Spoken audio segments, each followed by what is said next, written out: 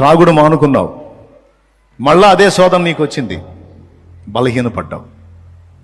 మరి ఏం చేస్తావు? ఇక ఏదో పంది కానీ బురదలో పడ్డట్టు పడ్డాంలో ఇంకేం లెగుస్తామని కూర్చుంటావా? లేకపోతే వీరుళ్లాగా దెబ్బ తగిలినా సరే మళ్ళా ఏయ్ ఏయ్ సైతానా, నేను దాన్ని వదిలేశా, మళ్ళా నా మీదికి తెచ్చావు దాన్ని, నేను అక్కడే కూర్చుంటాను అనుకున్నావా? రేయ్ మళ్ళా ఉపవాస ప్రార్థన చేస్తా, మళ్ళా యుద్ధం ప్రకటిస్తా, దాన్ని అధిగమించి నిలబడతా, దాన్ని గెలుస్తా. ప్రతి వ్యసనంలో ఇదే వర్తించింది. కొంతమంది ఓడిపోయారు, అంగీకరించారు, వెధవల లిస్టులో చేరారు. నువ్వు వెధవల లిస్టులో చేరతావా, పోరాడే యోధుల లిస్టులో చేరతావో నిర్ణయం నీదే.